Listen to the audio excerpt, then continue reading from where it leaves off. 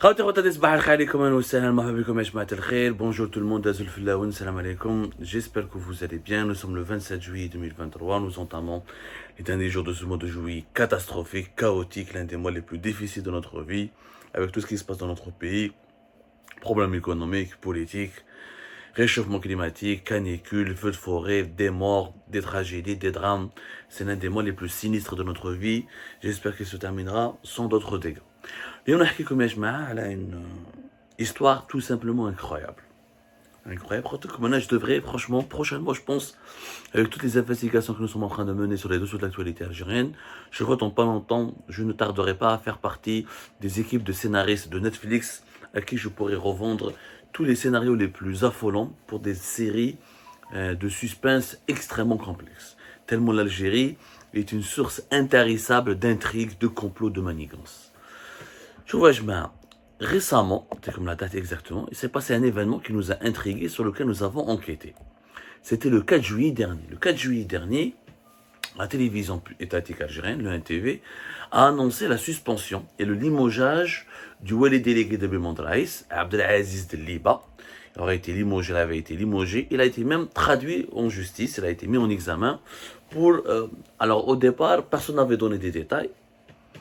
Mais le fait que la télévision étatique algérienne annonce la mise en examen, le limogeage d'un wali délégué en Algérie, c'est quoi? C'est un chef d'aïra. Les wali délégués, notamment à Alger, ce sont des grosses daïras qui m'appellent Montraïs, le Sindé, Zeralda, Hado, c'est des grosses daïras qui regroupent des agglomérations importantes qui m'appellent Montraïs, le secteur Tahta, Hidra, Belaknoun, etc. Donc, on l'a transformé en wilaya délégué. C'est pour leur donner plus d'importance. En fait, c'est juste un titre. Hein. C'est pas un wali. Il remplace pas le wali. C'est un chef d'aira avec des prérogatives, les mêmes prérogatives, juste avec des budgets plus importants et avec une stature importante parce que les localités sont des localités stratégiques, des villes stratégiques qui abritent des sièges publics, des administrations de l'État, des sièges des services de sécurité, certaines entreprises étatiques, certaines des chancelleries étrangères, des ambassades de pays étrangers, etc. Ce sont des zones, des quartiers chics, prestigieux en tout cas, des quartiers prestigieux de la capitale Alger. Au début, je me suis dit pourquoi la télévision étatique annonce son limogeage, qu'est-ce qui se passe? Il y a quelque chose derrière. Pour que l'UNTV s'intéresse ou la soit instruite, parce que l'UNTV ne donne pas une information sans qu'il n'y ait d'instruction derrière, sans qu'il n'a pas eu donné, sans qu'il n'a pas le feu vert, sans qu'il n'a pas, en fait, on l'a contrainte, on lui a demandé, on lui a donné l'ordre de diffuser cette information, qui est de prime abord une information tout à fait fortuite, où elle est déléguée, limogée. En Algérie, où elle est déléguée, encore une fois, n'a aucun impact sur le quotidien des Algériennes et des Algériens, c'était qu'un exécutant. Le wali comme le wali délégué, il est au service du gouvernement, ils n'ont pas beaucoup de marge de manœuvre, mais à part délivrer certaines autorisations administratives, donner la paperasse, gérer la bureaucratie, un peu de foncier, l'hygiène, c'est-à-dire c'est des aspects très limités, très relatifs. Ils ne sont même pas libres, hein. Ils ne sont pas beaucoup libres dans l'exercice du pouvoir. Souvent, ils doivent toujours se référer au wali. Le wali lui-même doit se référer au ministère de l'Intérieur. Tellement l'Algérie, c'est un pays centralisé où le pouvoir, la véritable source du pouvoir, c'est la présidence et les ministères qui travaillent directement avec la présidence. Mais on a commencé à enquêter. Qu'est-ce que je découvre? Une histoire vraiment extraordinaire. Hada Abdelaziz Liba, finalement, il est connu dans le secteur comme étant, c'est un ancien dirigeant, c'est un ancien cadre du ministère de l'Intérieur. Il était inspecteur central auprès du ministère de l'Intérieur et des collectivités locales de 2020. Il était sous-directeur auprès de la Direction générale des relations économiques et financières extérieures du ministère des Finances en 2015. Mais son poste le plus prestigieux, c'était inspecteur central auprès du ministère de l'Intérieur et des collectivités locales en 2020, avant de devenir wali délégué de Belmondraïs. Il est délégué depuis août 2021, donc il est resté à peine, même pas 2 ans. En fait, Abdelaziz Liba, c'est qui? C'est le fils de la sœur de l'actuel patron de la Direction générale de la sécurité intérieure, le général-major Djamel Khal Mejdoub. Djamel Khal Mejdoub, l'actuel patron de la DGSI, la Direction générale de la sécurité intérieure. Il dirige la sécurité intérieure qui est la principale branche, la plus puissante, la plus influente, la mieux équipée des services secrets algériens depuis juillet 2022. Depuis le 19 juillet 2022 plus exactement. Auparavant, en mai 2022, il était revenu au pouvoir. Il était à la tête de la DDSE, la Direction de la documentation de la sécurité extérieure, qui est le renseignement extérieur. Et en bas, il y a eu un chassé-croisé, comme on dit. Le régime algérien a enlevé Abdelghani Rachdi, le général Abdelghani Rachdi, qui était à la tête de la DGSI en juillet 2022, pour le mettre à la tête de la DDSE. Ensuite, il était tombé malade, Abdelghani Rachdi. Ensuite, il a fait l'objet d'un complot dont nous avons déjà fait les révélations via Algéripat. Il avait eu des problèmes importants avec l'entourage d'Abdelmajid Tebboune. Tebboune décide de le limoger. En plus, il ne s'entendait pas du tout avec Saïd Chengriha, qui réclamait sa tête depuis longtemps. Nahawa Oudjabou Mahna Djebbar, depuis début septembre 2022, à la tête de la DDSE. Donc, Jamel Lekhan Mejdoub, un général très discret, très peu connu. À l'époque de Bouteflika, il était en charge de la sécurité présidentielle. En fait, il avait été limogé en 2015 à la suite de l'épisode Zeralda, où un soldat avait tiré quelques balles en l'air après avoir un mouvement d'humeur. Il avait même des problèmes psychologiques, etc. Il a tenté de se rebeller parce qu'il n'a pas obtenu une promotion et un logement de fonction. Ça, on avait déjà parlé sur Algérie Part. Comme l'histoire de Jamel Lekhan Mejdoub, quand il est monté au pouvoir, quand il a remplacé le général Major Mahfoud à la tête de la DDSE, comme elle a son parcours, etc. Comment il a été formé en Russie, comment il a fait l'école supérieure militaire spécialisée française, comment il a été directeur général de la sécurité présidentielle, Mbadika House of 2015. On en a déjà parlé de son parcours. C'est un général très discret. Sauf qu'il est patron du renseignement intérieur. Et comme par hasard, cette histoire de Abdelaziz Deliba entre dans le cadre de la guerre de clans qui a été lancée au sein du régime algérien et qui date depuis 2022. Et l'objectif, encore une fois, de cette guerre de clans est d'affaiblir les services de renseignement. C'est dans la première fois dans l'histoire du pays où les services de renseignement ils n'ont plus aucune valeur. Ils n'ont plus aucune valeur. Les services de renseignement, Tebboune ne les aime pas. Visiblement, il se méfie beaucoup d'eux. Je vous rappelle qu'il n'y a pas un patron des services secrets algériens depuis 2019. C'est la première fois dans l'histoire du pays où l'Algérie n'a pas de patron. Avant, on avait des patrons des services secrets, qui le général Taufer, qui est resté 25 ans, début des années 90, jusqu'à 2015, où il y avait un coordinateur, qui est le général général-major Bachir Tartag, de 2015 à 2019, mais c'est un coordinateur, mais il faisait office de patron, c'est-à-dire c'est lui qui coordonne l'ensemble des directions des services secrets. Aujourd'hui, depuis 2019, alors que l'Algérie, officiellement menacée par plusieurs périls, notamment avec problème avec le Maroc, menace d'une agression étrangère aux frontières du pays à cause des problèmes qui sont en Libye, en Mali, là on voit le Niger, et la situation est très instable. Situation très compliquée à nos frontières, problématique, monde très dangereux, ordre géopolitique mondial en reconstitution, et pourtant les services secrets algériens n'ont pas de patron. Alors que le pays, il est, selon ses propres dirigeants, il est ciblé par Israël, par le Maroc, par l'Occident, ciblé par des lobbies dangereux qui viennent soutenus par les Émirats ou d'autres pays du Golfe. Et pourtant, il n'y a un patron des services. Abdelmajid Tebboune n'aime pas les services, ne fait pas confiance aux services. Et la présidence travaille essentiellement avec la police, la DGSN.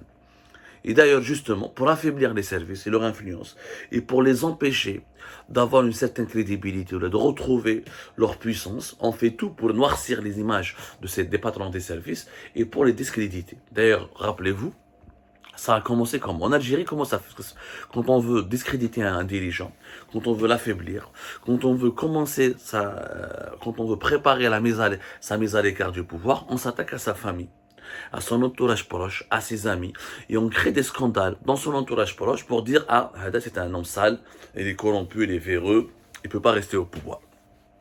C'est ce qui s'est passé avec le général-major Mahna Djebbar. Rappelez-vous, Ejma, on a fait juin, vers le 19 juin 2022, comme une émission où nous avions fait des révélations détaillées sur l'affaire de la CNAM, Algérie Ferry. Le PDG d'Algérie Ferry, Kamel Issaad, qui a été limogé le 2 juin dernier. Ensuite, il avait été placé en détention, sous mandat de dépôt. Il y a eu un procès, il a été condamné à de la prison ferme, etc. Derrière tout un dossier à partir d'un élément totalement vide. À Marseille, ils ont fait des complots, ils ont saboté Hadel PDG qui n'était que le beau-frère du général Mahna Djebbar, Nsibou. parce que Nsib Jamal Mahnad Jabbar, parce que c'était son beau-frère, ils l'ont ciblé. Fait Marseille, ils ont fait un complot, ils ont empêché les passagers de monter à bord d'un bateau qui était pratiquement vide. Et, on va dire, ils vont décoller. Ils ont permis à un bateau de quitter le port de Marseille pour rejoindre le port d'Alger, les ports algériens, un autre port algérien, pratiquement totalement vide, alors qu'il y avait une queue interminable, il y avait des bousculades, etc. Et les billets étaient très très chers pour trouver une seule place dans un bateau. À l'époque, je vous rappelle, l'Algérie était en train toujours de gérer la réouverture progressive de ses frontières, alors que pendant le 2020-2022, l'Algérie avait fermé hermétiquement ses frontières maritimes, aériennes et terrestres. Donc, Kamel Saad, allez-y revoir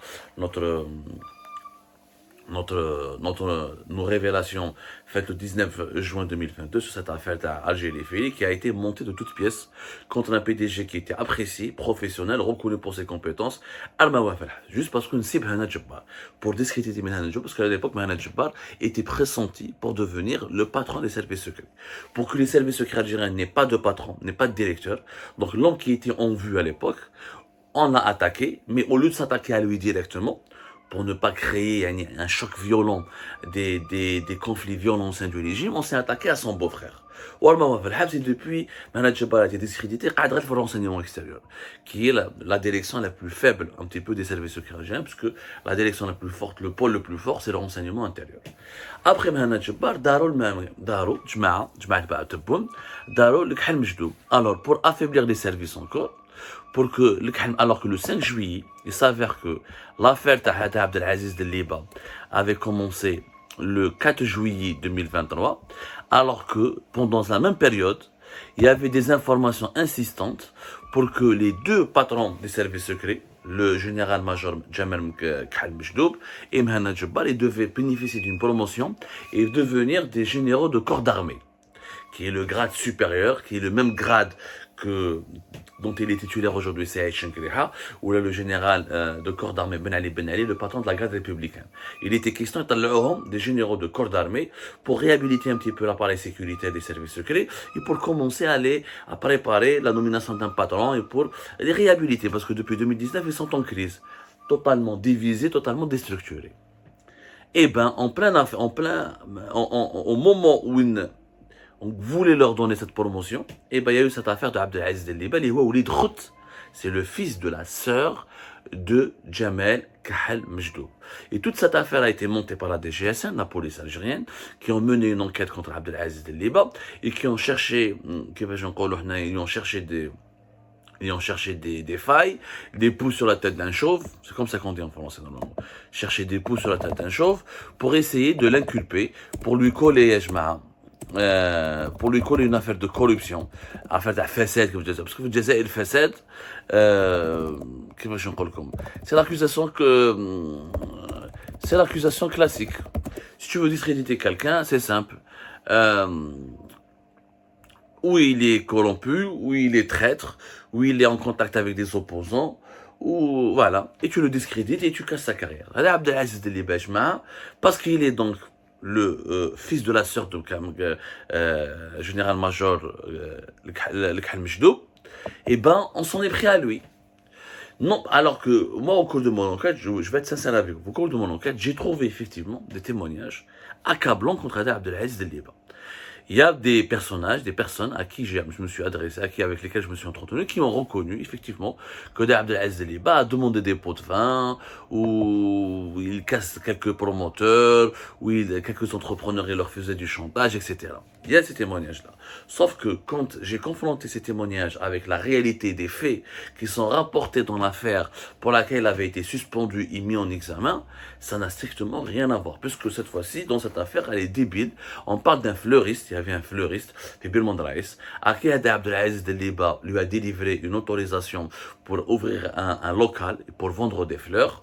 Qui me dit les fleurs, à l'époque, avec la petite placette ou l'endroit dans lequel il avait été autorisé pour faire son magasin de fleuriste, c'était une décharge sauvage, où le privé, quelqu'un je suis pris, il a fait un pacte avec le Wali Abdelaziz, le délégué Abdelaziz Deliba, il a pris cette placette, il a nettoyé, il s'est engagé à la nettoyer, à la débarrasser de ses déchets, etc., et lui assurer une certaine propreté, une hygiène publique. En échange, il prend un magasin, très petit magasin, pour vendre des fleurs. Ça s'est passé comme ça, sauf que les éléments de la sûreté urbaine de la daïra de Belmondraïs, de la wilaya déléguée de Belmondraïs, sous ordre de